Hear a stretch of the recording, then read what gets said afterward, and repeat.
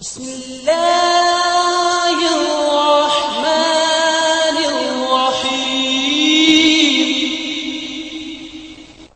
تربیت کی ذمہ داری ماں کی ہے، اس کو کرنے دو۔ اور ماں جب تربیت سے ہاتھ کھینچ لیتی ہے، بتائیے بچے کی پہلی دستگاہ ماں کی گود ہے، اور بچے کو پہلی دستگاہ سے ہی محروم کر دے تو بچہ سیکھے گا کیا؟ اس کے سیکھنے کی ابتدا کہاں سے ہوگی؟ اب سارا دن ماں تو آج کل بھائی ماں تو فارغ ہے، باپ بھی فارغ ہے، بچہ روئے صحیح اے لو موبائل موٹو پتلو دیکھو اور پتہ نہیں کیا کیا دیکھنا دیکھو۔ یقین جانیے ہمارے بچے، خدا کی قسم میں نے اپنے کانوں سے بچے کے لفظ سنے ہیں اور بچے کو دیکھا ہے، ہمارے بچے شہباز شریف اور عمران خان کو نہیں جانتے، مودی کو جانتے ہیں۔ قسم اٹھا رہا ہوں۔ کیوں؟ وجہ کیا ہے؟ وہ جو کارٹون دیکھتے ہیں سارے پڑوسی ملک سے آ رہے ہیں، اور ان کارٹونوں کے اندر وہ ساری چیزیں، وہ بچہ ایک دوسرے کہہ رہے تم نے میری شکتی نہیں دیکھی۔ آؤ جی، ماں باپ تو بے فکر ہو گئے موبائل حوالے کر کے، اور یہ بچے سیکھتے سیکھتے پھر کہاں پہنچتے ہیں؟ کہاں پہنچتے بتاؤں آپ کو؟ یہ بالکل حقیقت میں مبنی واقعہ سنا رہا ہوں۔ شخص کی ماں فوت ہوئی، کنیا کی طرف کا واقعہ ہے۔ ماں فوت ہوئی، معاملات چل رہے ہیں، چھوٹی سی بیٹی اس کے پاس آئی، جنازے کا وقت قریب ہوا۔ ابا جی دادی کی ہڈی کہاں لے کے جائیں گے؟ وہ مسلمان کی بیٹی ہے، اسے کیا پتا جنازہ کیا ہے کہ باپ نے اسے بتایا ہو؟ تو وہ سارا دن موبائل میں ہندوؤں کے ڈرامے دیکھتی ہے، اس میں ہڈی کی بات ہی کرنی ہے نا۔ تو اپنی اولاد کی تربیت خود کریں، موبائل شریف کے حوالے نہ کریں ان کو، نسلیں برباد ہو جائیں گی خدا کی قسم۔ اپنی اولاد پہ توجہ دیں، خود خیال رکھیں ان کا۔ تو میں نے کہا تربیت کی ابتدا ماں کے پیٹ سے شروع ہوتی ہے، اور پھر جب بچہ دنیا میں آ جاتا ہے اس بچے کا خیال کرنا ہے آپ نے، تربیت کیسے کرنی ہے۔ توجہ کیجئے، انشاءاللہ یہ باتیں آپ کو بہت فائدہ دیں گی۔ ماہرین کہتے ہیں اولاد کی زندگی کے 3 حصے کرو، 7 کی تقسیم کے۔ توجہ کیجئے گا، کس کس تقسیم سے؟ 7 کی تقسیم سے 3 حصے۔ پہلے 7 سال، دوسرے 7 سال، تیسرے 7 سال۔ پہلے 7 سال میں اولاد کو سینے سے لگا کے رکھو، دوسرے 7 سال میں اولاد کو غلام بنا کے آنکھ دکھا کے رکھو، سختی سے رکھو، تیسرے 7 سال میں اولاد کو دوست بنا کے رکھو۔ پہلے 7 سال میں کیا کرنا ہے؟ محبت دینی ہے، سینے سے لگا کے رکھنا ہے، اور دوسرا 7 سال جب ہو تو اس پہ سختی کرنی ہے، کیونکہ 7 سال کے بعد جب یہ جو عرصہ ہے درمیان کا، اس نے بالغ ہونا ہے، سوچیں اس کی بڑھنی ہے۔ اب جب بچہ بالغ ہونے لگتا ہے، سوچیں بڑھنے لگتی ہیں، وہ کہتا کوئی ہو میرے آس پاس جس سے میں اپنے مسائل شیئر کروں۔ اب جیسے یہ 7 سال 14 مکمل ہوں گے، اب اسے ایک دوست چاہیے۔ دوست کوئی بازار کا بازاری ہوگا، بری راہ دکھائے گا، دوست کوئی آوارہ ہوگا، بری راہ دکھائے گا۔ وہ دوست بچے کا باپ بن جائے تو دوست بھی ہوگا اور اچھا راستہ بھی دکھائے گا۔ تو یہ 3 تقسیم کاریاں کریں۔ یہ جو پہلے 7 سال ہے اس کا ذکر تو حدیث میں بھی ہے۔ میرے آقا کریم علیہ السلام نے فرمایا اولاد جب 7 سال کی ہو تو نماز کا حکم کرو، جب 7 سال کی ہو تو نماز کا، اور جب 10 کی ہو جائے تو مار کے پڑھاؤ، مار کے پڑھاؤ۔ ہم نماز کے لیے مار کے پڑھائیں، یہاں تو بھائی اولاد کو مارا جا رہا ہے، لوگ یہ کہیں گے چاہے دیگر کاموں کے لیے مارتے رہے لیکن نماز کے لیے نہیں مارتے۔ میرے آقا کریم علیہ السلام پورا نصاب ہمیں دیا کہ اولاد کی تربیت کیسے کریں۔ اب اگر ہم نے یہ خیال کر لیا اور اس نہج پہ اپنی اولاد کی تربیت کی، انشاءاللہ ہماری اولاد بگڑے گی نہیں، اور اپنی نگرانی میں تربیت کریں۔ پھر اس کے بعد ایک حدیث بیان کرتا ہوں، میں آہستہ آہستہ گفتگو کو اختتام کی طرف لے جاتا ہوں۔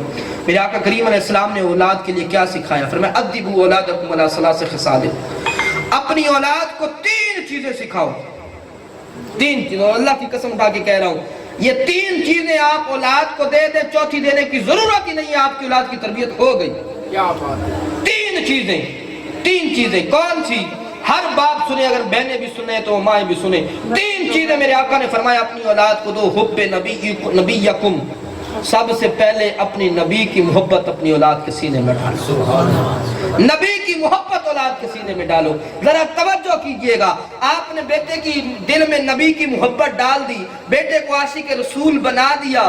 یاد رکھیے گا سچا عاشق رسول چور نہیں ہو سکتا، سچا عاشق رسول جھوٹا نہیں ہو سکتا، سچا عاشق رسول کرپٹ نہیں ہو سکتا، راشی نہیں ہو سکتا، غیبت کرنے والا نہیں ہو سکتا، ملاوٹ کرنے والا نہیں ہو سکتا، برائیاں کرنے والا نہیں ہو سکتا۔ کیوں؟ اس کا دل میں محبت رسول موجود ہے۔ کتنی برائیوں سے بچ گیا۔ ایک کام کرنا ہے اس کے دل میں محبت مصطفیٰ ڈال. اور ڈالنی کیسے ہے؟ اب اس کا طریقہ بھی سنیے. ڈالنی کیسے؟ جب بچہ ابتدائی 7 سال جو پہلی سٹیج میں نے بتائی اس میں ہوتا ہے، اس سٹیج میں آپ نے بچے کی زبان سے تبلیغ کم کرنی ہے، اپنے عمل سے تبلیغ زیادہ کرنی ہے. توجہ ہے نا میری بات پہ؟ بچے کو کہو یہ کرو وہ کرو نہ. ابھی عمر کیا ہے؟ بچے کو کر کے دکھا. وہ ہمارا زمانہ جاہلیت تھا، دعوت اسلامی کے ماحول سے پہلے ہم نے ٹی وی پہ ایک اشتہار دیکھا، مجھے ابھی بھی یاد آتا ہے، اس حوالے سے بات یاد آ گئی. اشتہار کیا تھا؟ وہ سگریٹ کا اشتہار تھا. باپ بیٹھا ہے سگریٹ لگاتا ہے، بیٹا بیٹھا ہے کوئی کام کر رہا ہے. آپ میں سے شاید کس نے دیکھا تو یاد آ جائے. کوئی کام کر رہا ہے، قلم اس کے ہاتھ میں پین ہے. اب بیٹے کے پاس سگریٹ تو ہوتی نہیں، باپ سگریٹ لگاتا ہے، وہ منہ میں قلم کو لگا کے قلم کو آگ لگا لیتا ہے. بچے باپ کو کاپی کرتے ہیں، والدین کو دیکھتے ہیں. اور باپ کہتا ہے میں نے بیٹے کو کہا ہے سچ بولا کرو. کیسے بولے گا؟ تو خود جھوٹ بولتا ہے تو بیٹا سچ کیسے بولے گا؟ اور ہم خود تربیت ان کی کرتے ہیں. دروازہ پہ جاؤ، باہر جو بھی ہو کو ابو گھر میں نہیں ہے. اور بیٹا بھی آگے سے بچہ تو وہ کہہ دیتا ہے انکل جی ابو کہہ رہے ہیں میں گھر میں نہیں ہوں. بچوں کی تربیت جب ہم نے ایسی کی ہے، ہمارے گھر میں پیدا ہونے والا بچہ مسلمان کا بچہ ہے، ہم نے اس کو مجاہد بنانا ہے. ہم اس سے کتے اور بلیوں سے ڈراتے ہیں. چپ کر جاؤ، باہر بلی آئی ہوئی ہے. اور جسے بلی سے ڈرا دیا وہ میدان جہاد میں دشمن کا مقابلہ کیا کرے گا؟ چپ کر جاؤ، باہر کتا آیا ہوا ہے. بھائی بچوں کو بہادر بنائیں، تربیت کا انداز درست رکھیں. اور جب ہم ان کے سامنے سچ بولیں گے تو بچہ پھر ہمارا سچ بولے گا. ہم کہتے ہیں جی ہمارا بچہ گالیاں دیتا، وہ کیوں نہ دے؟ جب آپ اس بچے کے سامنے اس کی ماں کو گالی دیتے ہیں تو بیٹا لوگوں کو گالیاں کیوں نہ دے؟ تربیت تو ماں باپ کے اعمال سے ہونی ہے، ان کے کردار سے ہونی ہے. جب اپنا کردار ماں باپ اس کے سامنے رکھیں گے، یہاں تو یہ بھی ہو جاتا ہے نا، بیٹے کو کہتے ہیں تھوڑا سا باہر جائے ہم نے کوئی بات کرنی ہے. اب بچے کو اور زیادہ وہ تجسس ہو جاتا ہے، کیا بات کرنی ہے؟ بچہ باہر کھڑے کو سنتا ہے، وہ کیا سنتا ہے؟ باپ جو ہے ماں سے لڑ رہا ہے. اب وہ اور زیادہ بگڑ جاتا ہے. تو ایسا انداز بالکل اختیار نہیں کرنا چاہیے جس سے اولاد کی تربیت خراب ہو جائے. تو یہ جو ابتدائی 7 سال ہے اس میں عمل کر کے اپنے بچوں کو عمل کی طرف لانا ہے. اور ان کو دوسرا طریقہ محبت رسول ڈالنے کا وہ کیا ہے؟ وہ یہ ہے کہ کہانیاں تو سناتے ہیں نا، نانیاں سناتی ہیں، دادیاں، باپ سارے سناتے ہیں. ہاں بھائی آج ہم آپ کو سنائیں گے بادشاہ کی شہزادی کی کہانی، ملکہ کی شہزادی کی، ملکہ کی کہانی، پریوں کی. بچہ بڑا ہوتا ہے اسے کوئی پری نظر نہیں آتی، کوئی بادشاہ نظر نہیں. وہ بادشاہ سنتا تھا اسے شہباز شریف نظر آ گیا. وہ کہتا ہے بس یہاں تو باپ نے بھی مجھے جھوٹ بولا تھا، کوئی بادشاہ نہیں ہوتا، کوئی ملکہ نہیں ہوتی، کوئی کچھ نہیں ہوتا. بھائی اسے ملکہ کی باتیں سنانے کی بجائے، بادشاہ کی باتیں سنانے کی بجائے بچہ چھوٹا سا اسے بتاؤ میرے نبی نے انگلی اٹھائی تھی چاند کا کلیجہ بھی چیر کے رکھ دیا تھا. اسے بتاؤ میرے حضور نے دعا کی تھی کہ سورج بھی پلٹ آیا تھا. اسے بتاؤ حضور کے صحابہ نے جہاد ایسے کیا تھا، حضور کے صحابہ میدان جہاد میں ایسے گئے تھے. جب اسے یہ بتائیں گے اس کے دل میں ابو بکر کا پیار بیٹھے گا، حضور کا پیار بیٹھے گا، حسن حسین کی محبت بیٹھیں گی. تو اس کو سکھایا یوں جائے اسے جائے تاکہ وہ سیکھے. جب وہ ماں باپ کو درود پڑھتا دیکھے گا، صبح اٹھے گا دیکھے گا گھر کے سارے بندے قرآن اٹھا کے تلاوتیں کر رہے ہیں، اس کا دل میں تلاوت کا شوق پیدا ہوگا. وہ دیکھے گا گھر کا ہر بندہ ہاتھ میں تسبیح اٹھائے درود پڑھ رہا ہے، اس کے دل میں درود کا شوق آئے گا. لیکن جب وہ دیکھے گا ابا جی صبح اٹھتے ہیں ٹی وی چلاتے ہیں، ماں بہن سارے ٹی وی پہ بیٹھتے ہیں، رات تک ٹی وی پہ بیٹھے رہتے ہیں اور ٹی وی دیکھتے دیکھتے سو جاتے ہیں، وہ بھی تو بڑا ہو کے یہی کام کرے گا.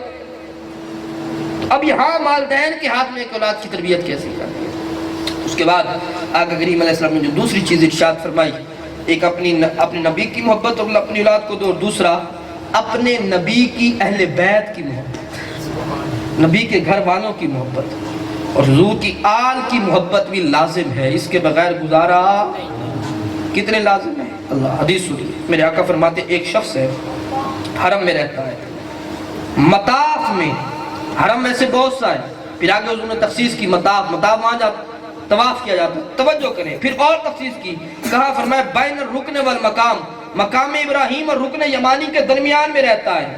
کس حال میں رہتا ہے؟ فرمایا روز روزہ رکھتا ہے، ساری رات کھڑے ہو کر نفل پڑھتا ہے. یعنی کعبے کے پاس رہتا ہے، حرم میں روز روزہ بھی رکھتا ہے، ساری رات کھڑے ہو کے نفل بھی. کتنا نیک آدمی لگتا ہے نا. لیکن آقا فرماتے ہیں جب وہ مرتا ہے تو اس حال میں کہ اس کے دل میں آل محمد کا بغض ہوتا ہے کہ سیدھا جہنم میں جائے. حرم میں مرا، روز روزے رکھتا پڑھتا تھا, ساری رات کھڑے ہو کے نفل پڑھتا تھا, لیکن دل میں آل رسول کا بغض تھا, کہا سیدھا جہنم میں جائے گا. محبت اہل بیت اتنی ضروری ہے. اس لیے دوسری چیز انہوں نے فرمایا محبت اہل بیت. تیسری چیز فرمایا قراءۃ القرآن, اپنی اولاد کو قرآن پڑھنا سکھاؤ, قرآن سکھاؤ.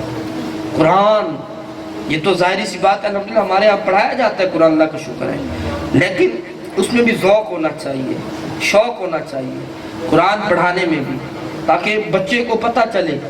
جب یار ہمارا بیٹا, توجہ ہے آپ کی, ہمارا بیٹا قرآن پڑھنے کے لیے اس کے پاس قاری صاحب گھر آئیں گے اور ہم اسے 500 دیں گے, 1000 دیں گے, اور وہی بیٹا فزکس کیمسٹری کی ٹیوشن لینے کے لیے اکیڈمی میں جائے گا اور وہاں 3000 ایک سبجیکٹ کی دے گا, وہ بیٹے کے دل میں بتائیے ایمانداری کے ساتھ قرآن کی اہمیت زیادہ آئے گی یا فزکس کیمسٹری کی؟ کیا بات, ہم کیا تربیت کر رہے ہیں اپنے بچے کی؟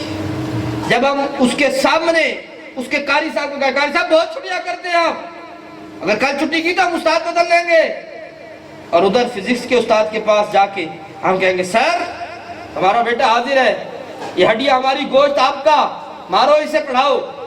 اس کے دل میں قاری کی عزت زیادہ آئے گی, سکول کے استاد کی عزت زیادہ آئے گی؟ بتائیے ہم قرآن کے ساتھ کیا سلوک کر رہے ہیں.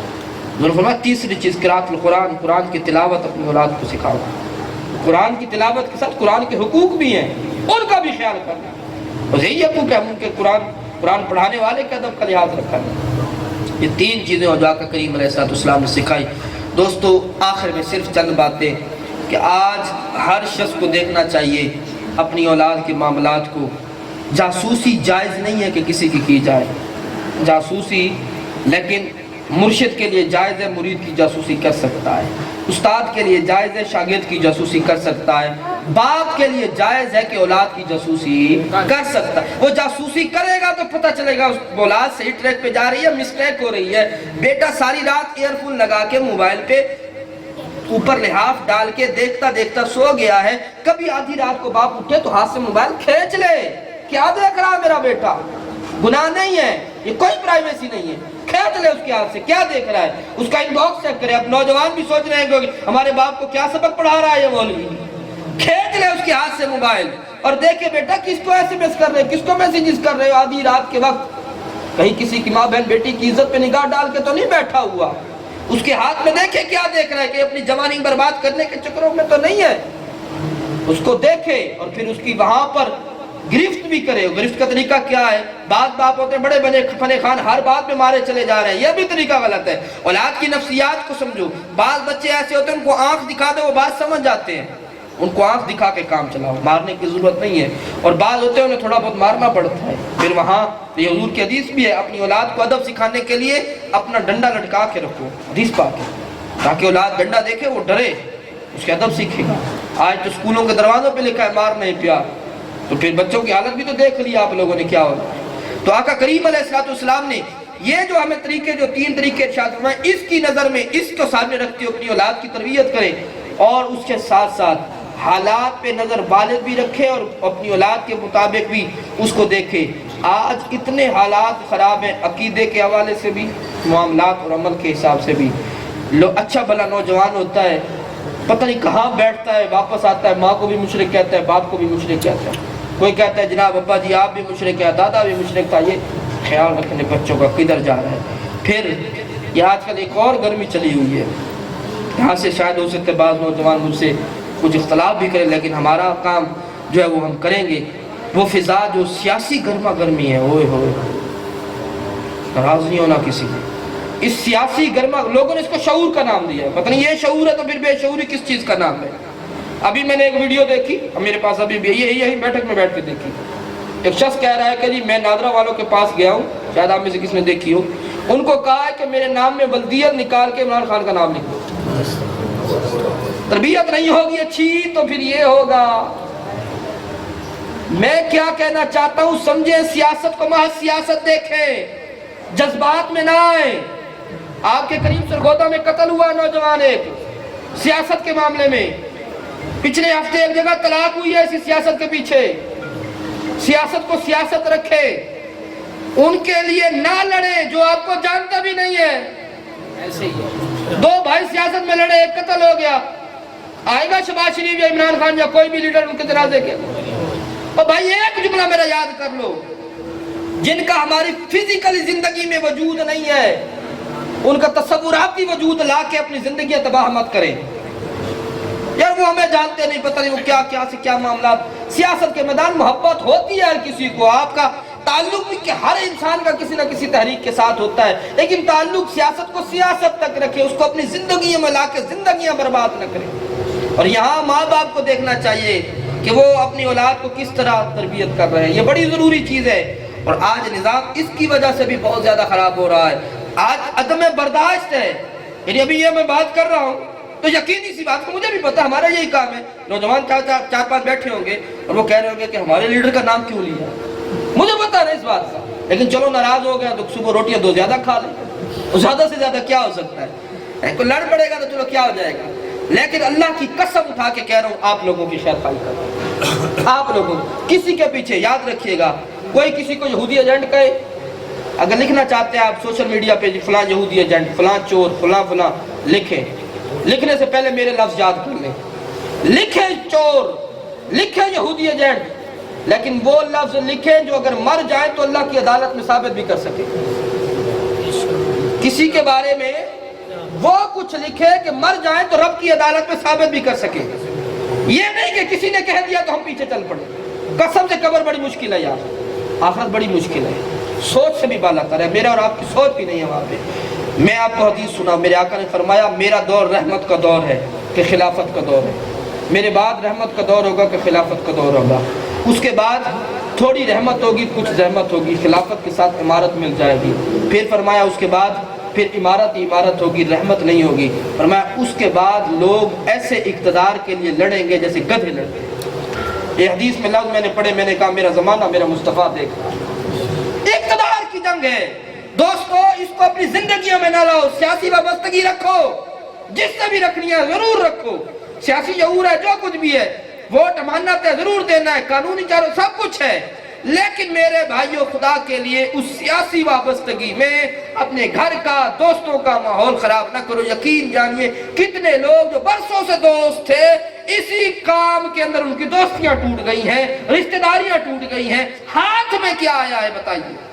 کسی کی خاطر لڑ رہے ہیں، کسی کی خاطر لڑ رہے ہیں، کیوں لڑ رہے ہیں یار ہم کسی کی خاطر؟ آپ اور وہ کام کریے جس کا قیامت کے دن اگر ہم سے پوچھا جائے تو ہم جواب دے سکیں، حساب بڑا مشکل ہے۔ میں آپ لوگوں سے یہی التجا کرتے ہوئے اللہ کے حضور دعا کرتا ہوں، ہمارے بھائی نے اولاد ملنے کی خوشی میں محفل کا اہتمام کیا، اللہ تبارک و تعالیٰ ان کی اولاد کو رحمتوں اور برکتوں کے سائے میں رکھے۔ یہاں جتنے احباب بیٹھے ہیں جن کو اللہ نے اولاد دی ہے، ہر ایک کی اولاد کو اللہ رحمت اور برکتوں کے سائے میں رکھے۔ اور یہاں اگر کوئی آج اس محفل میں ایسا بیٹھا ہے کہ جس کے یہاں اولاد نہیں، جھولی پھیلا کے اللہ کے حضور دعا ہے، مالک آج جو بھی ایسا آیا ہے تیرے یار کی محفل میں، آج خالی جھولی کوئی نہ جائے، کوئی بے اولاد آیا تو اولاد جھولیاں بھر دے، اپنے محبوب کی آل کے صدقے، حسن حسین کے صدقے، فاطمہ زہرا کے صدقے، جو خالی جھولی لے کے آئے مولا آج رحمتوں سے نعمتوں سے ان کی جھولیاں بھر دے، آمین بجاہ النبی۔